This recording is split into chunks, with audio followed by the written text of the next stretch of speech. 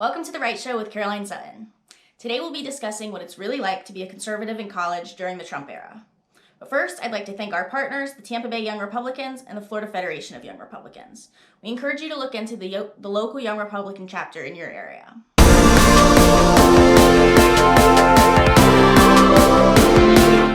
Okay, so today we'll be discussing the topic of what it's really like to be a conservative in college. So everybody is going to go around and introduce themselves and say what school they go to. So I'm Caroline. I went to Rhodes College in Memphis, Tennessee, and I graduated in 2018. My name is Isabel Vance. I go to Monmouth University in New Jersey. My name is Colton Furlow, and I go to Coastal Carolina University in South Carolina. My name's Lily. I'm a freshman at Hugo Community College in upstate New York. When we first brought up this topic, I did what I always do, which is put in a Google search and make sure that there's not already material out there on it. And when I first Googled it, the first article that came up was a New York Times article that actually went on to say that the idea of conservatives in college being alienated or ostracized is actually a myth, and it's not a reality. On the contrary, we see these viral videos of people, Ben Shapiro going to speak on campus and getting attacked by a mob. He has to have security. You see the Caitlin Bennett at UCF, who has to have the campus security follow her constantly, basically everywhere she goes. So there's kind of this mixed messaging about what it's really like to be a conservative on college campuses. So we're here to kind of give you an inside look at what it's really like to be to clarify, to be a public conservative on a college campus. In high school and college, I was fairly apolitical, and I was completely caught off guard when I got to college that there was even this sort of, that it was frowned upon to be Republican. Like, I had no idea. Like, frowned upon, like, is putting it lightly. But so I guess, why don't you guys share what your expectation was versus like the reality of when you got to college? So I really was not prepared for it at all. I went to a very small high school in a very Republican state, and it was a Catholic high school in a small town in West Virginia. I mean, it really seemed like everyone believed the same things as me. It wasn't, crazy to be a Democrat, but I mean, most of us were Republicans. So I didn't really think that it was so bizarre. And then I moved to New Jersey, and it's like every single class that I go to, every professor that I had, I mean, within a couple minutes, they're already trying to push their agenda on you. Like, they don't even try to hide it. And it's, really just frustrating. Yeah, I came from a small town in Western Maryland. Now, Maryland is a very Democratic state, but when you get to the mountainside, it's very Republican. Everyone has the same beliefs as you. We like to consider ourselves part of West Virginia. I wanted to go south for college, mainly because I could not stand the liberal north. And so I picked Coastal Carolina University. The reason I went there was because of my major, which was intelligence and national security. And I immediately thought, well, since it has to do with like the military and FBI, CIA, it can't be that liberal. Turns out Coastal Carolina is a very liberal school in South Carolina. And it was a big shock to me. If I would wear my Trump hat or a Trump shirt out on campus, people would scream at you, tell you to F off, everything in the book, just because you're a Republican. And I've had to multiple times fake my beliefs in papers just to get an A. Yeah. So it was a huge shock for me, especially in a southern state. Yeah. So in high school, I never really had problems with it because people were kind of like, whatever, I could wear a Trump shirt to school, it wouldn't matter. Going into college, that changed a lot. People would attack me, and my parents got me a face mask that said Trump 2020 on it. Mm-hmm. And it got to the point where, if I were in public, I would actually wear it inside out. So it was only black because I was scared. Yeah. I was scared of getting, yelled at or hit or something like that. I noticed among, my friends and social groups and, in my sorority and stuff, it was very, blatantly, we don't like Republicans. It was very obvious. People had no problem saying that. But with the professors, when I first got there, because I started in 2013, and so when I first got there, it was Obama was the president, and the professors were very subtle about it. It was clearly a left agenda, but it was not an open thing. And when Trump got elected, all of that changed. Immediately, the professors had no problem bashing Trump and the whole administration, and it was almost like they said it in a way there was no fear of anybody objecting. Like they almost assumed that everybody agreed. Like it's like it didn't occur to them that somebody in the class might disagree with what they're saying. Another thing that I noticed was my professors were teaching these ideas and they were teaching them as facts, when in reality a lot of them are contested ideas. Like one example that I was taught was that black people can't be racist. They taught me that this is called reverse racism, and reverse racism doesn't exist, which this is an extremely contested idea, and it was taught to me, like I was tested on it, like I had to write that down. So have you guys had similar experiences where you were taught things like this is the only side, like this is fact, like there's no other, and they don't present the other side? When I got to college, it was bash Trump, bash Trump, bash Trump. And everything that the liberals do was like, they like bow down to them. The biggest ones for me, I had a sociology class over the summer semester, and that was like when all the riots and stuff were going on. And the professor, she preached police brutality, that it is a thing across America, when in reality it's that little 1% who do harm. But she made it as this all cops are bad, and forced the idea that police brutality is just this huge problem that we face in America. I'm taking a criminal justice class, and the teacher, I wasn't expecting her to but she did the same thing, preached police brutality as a big problem and all this stuff the whole semester. Did anybody object to it? Like, did anybody question it, or was for the most part people just went along? People just went along with it. Yeah, I had to write my paper about it, and I guess the only way I knew I was going to get an A is if I played along. Yeah. And it really hurt me personally to do it because my stepfather's a lieutenant and the sheriff's department here, so writing about it was hard to do. But if I would say something, no one's gonna try to stop it, because literally the whole administration is gone left. The Washington Times reported a study by the Econ Journal Watch that said that 1 in 12 professors in colleges across the country identify as conservative. And then there was another study done, particularly with liberal arts schools, by the National Association of Scholars, and it said this one's astounding, 39% of liberal arts schools don't have a single faculty member, not just professors, but faculty member that is a registered Republican. So almost 40% don't have a single one that's a registered Republican. So my question was going to be, have you guys had any conservative leaning professors, and what was the reaction like when you did, from the students? I'm a business major, accounting is my concentration. So every once in a while I will get a professor that is right-leaning, some economics professors and some tax professors I've had have been more open-minded to actually teaching us and, bringing up topics like taxing the wealthy, for example, and talking about both sides of the argument when, if that was a liberal professor teaching that class, generally, it wouldn't be set up that way. They wouldn't really be introducing both sides to the argument, or at least that's what I've seen. I don't know any of my professors that are conservative. I just know either I don't know their political affiliation, or I know that they're far left. So I do have one this semester. I have a professor that's very outwardly Republican. I love him. He's great. Over the first class we ever went into, this guy comes into class, a student, with a BLM shirt on. And I was like, oh crap, this is going to be a super liberal class. And he starts talking about how our schools are completely just indoctrinating us, including my university. He was talking bad about my university. And it was very refreshing. I don't know. It's encouraging to see that every once in a while. Yeah. After what we're so conditioned to believe usually.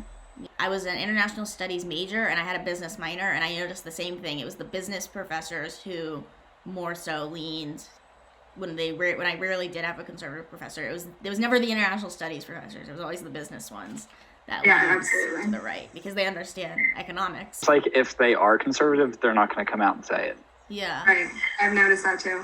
In high school, I think it's generally agreed upon that students shouldn't know their teachers' political affiliations. Do you guys think in college it's more acceptable for them to like let their students know, or do you think it should hold still that students should never know their teacher's political affiliation?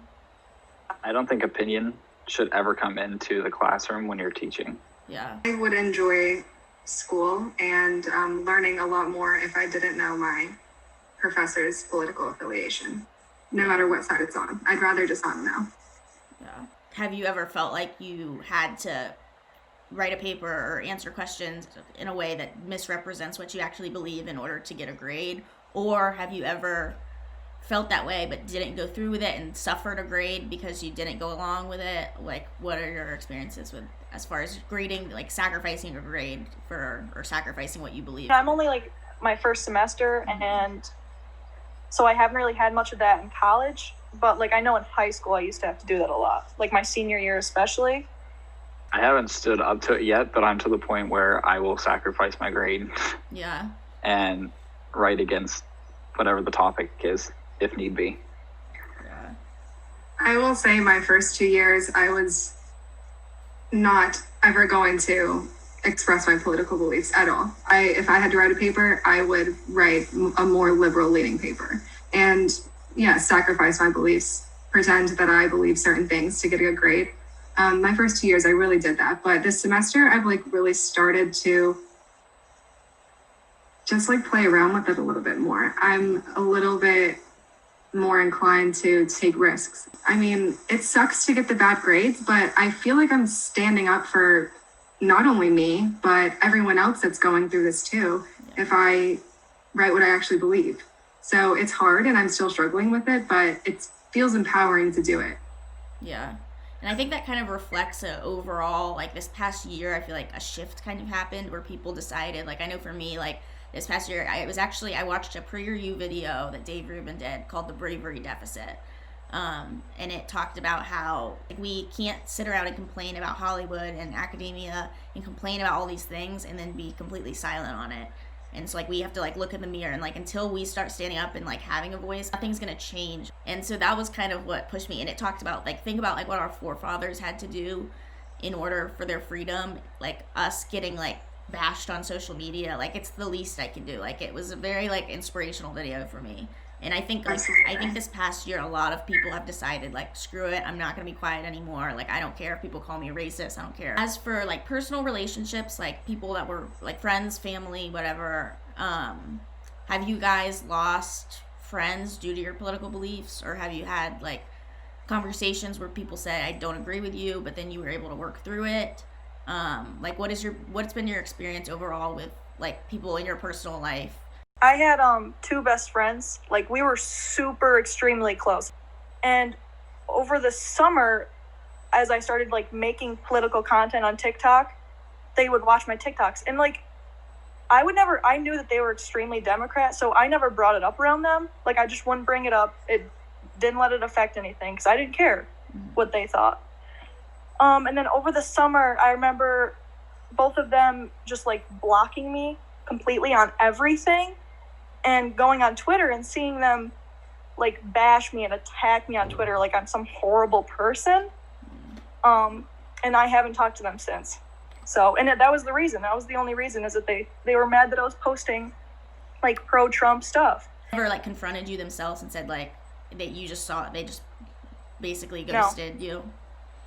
Nope. I was confused at first, so I did go up and ask one of them, and he just like kind of wouldn't answer me. But then I went on Twitter, and it was horrible. I had to delete Twitter for a while because it was like really upsetting to me to see these things that like my best friends were saying about me. Yeah. When I didn't actually do anything. So my sister and I are polar opposites. Like she says that she's a socialist.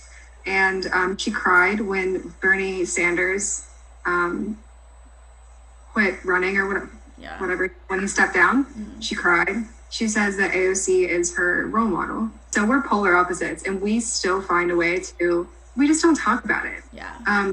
And our relationship is totally the same as it was before I knew all of this stuff about her. And I mean, same thing with like my aunts, uncles, cousins. Like we really all know each other's political beliefs, but it's like I mean, we're family at the end of the day. Within my family, we don't really talk about politics. A lot of people say that I got my political beliefs from my parents, but they're so uneducated. It's not even funny. They didn't even know who to vote for. I had to explain who's running for what in the Maryland elections and explain their ballot. So that's how uneducated they are. So I just avoid it altogether with them. But friend-wise, I really haven't lost anyone close to me. In high school, I was class president for 3 years, and my vice president was an African-American girl.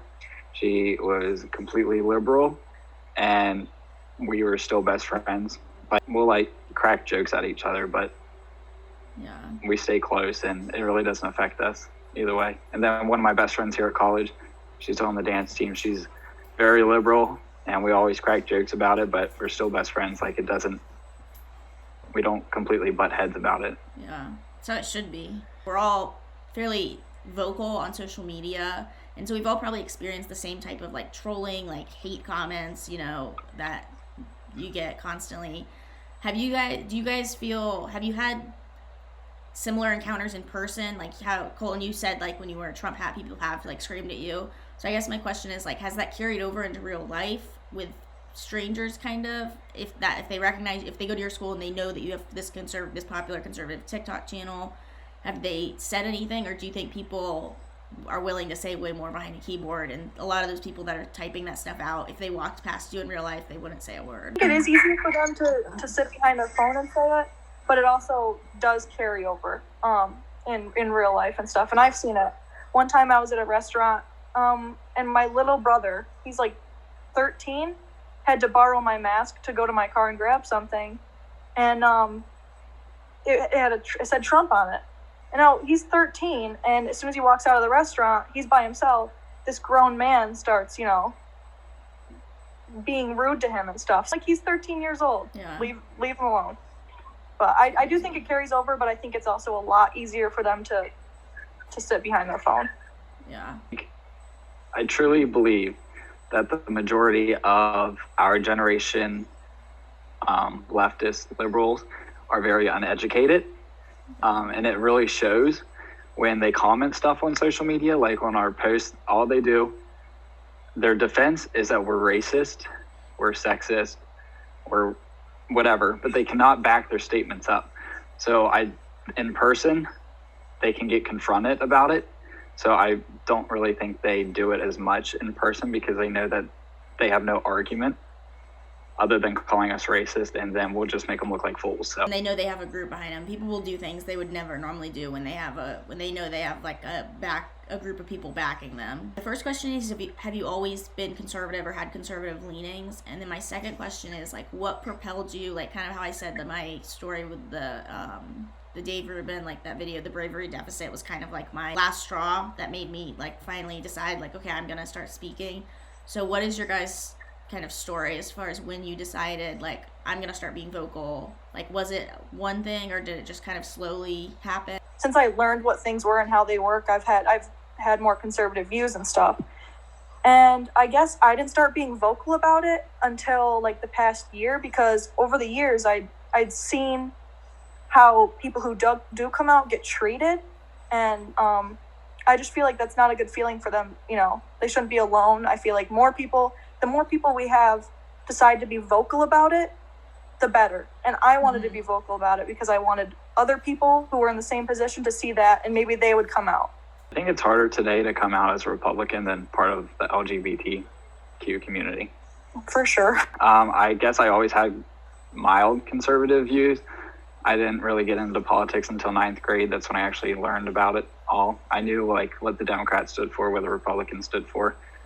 But 9th grade was when I really got into politics. But the turning point for me to become very vocal was back in February of this year.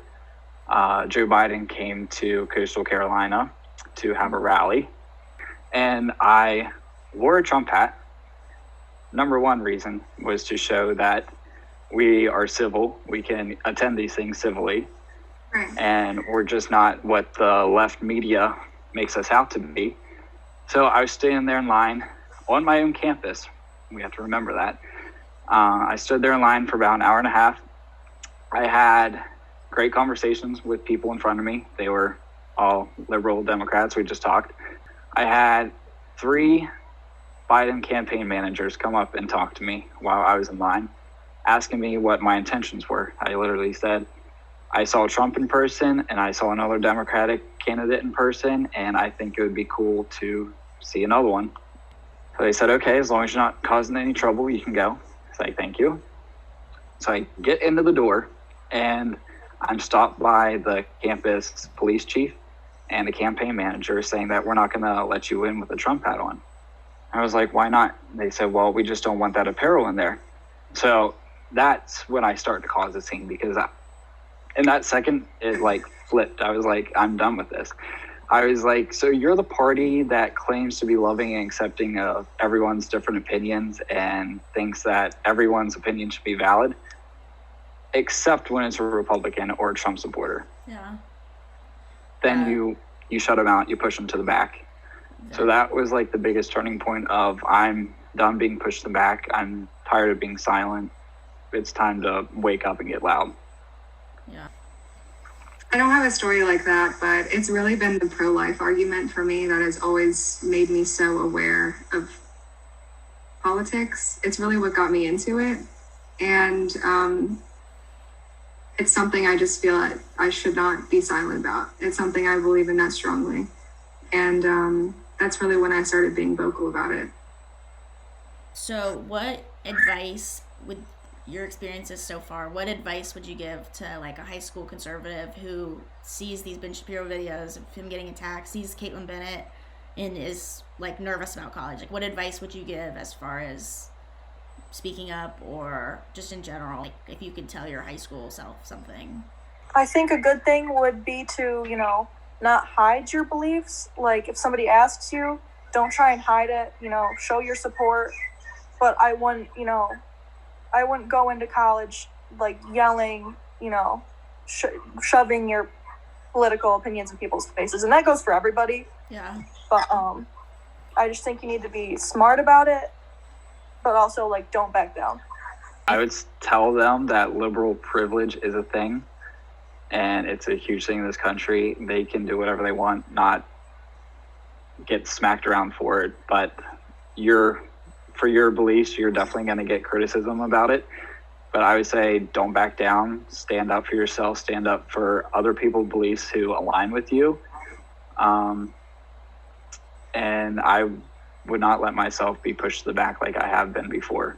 Absolutely. I agree. I would tell a high school conservative or a young conservative right now just to not be afraid. There's a lot of people that don't have the courage to stand up and do what we're doing and say what we believe. But the few people that do, that have the ability to do that, they should do that. It inspires people. And we do have a target on our back because it kind of seems like we're the minority. Like, just be more respectful in arguments and more level-headed. We don't really have the freedom to act the way that radical left liberals act, but liberal privilege. Yeah, liberal privilege, exactly. But I still think it's important to stand up and say what you need to say what you want to say.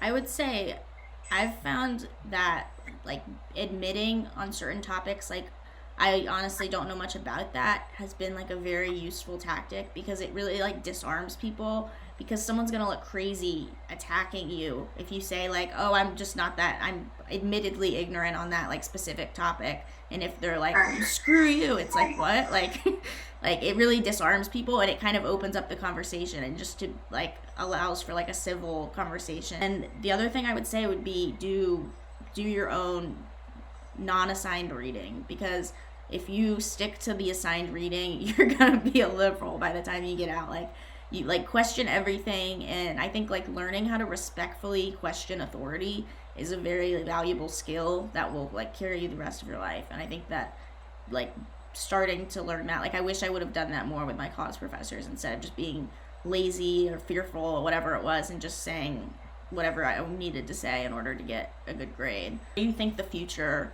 like on this topic holds? Like, do you think it's going to continue to get for more and more left, or do you think eventually it's going to reach a point where there's pushback and there's going to be pressure, like people have had enough, there's going to be pressure on the colleges to start hiring more conservatives? And enough with the liberal agenda. I think people are waking up. More specifically, like our generation is starting to wake up and realize what's actually happening. I don't necessarily think that the administrations of colleges are going to start hiring conservatives. I mean, the teacher union has been Democratic for years, and I see that going to continue. But I think that if professors would continue to press their views and stuff, I think people are going to stick up for themselves and address it, because I think they're fed up as well. Yeah. Thanks for watching. Next week, we'll be interviewing Scott Isbell, voice behind the hit song Trumpified, so be sure to subscribe so you don't miss next week's episode. See you next week.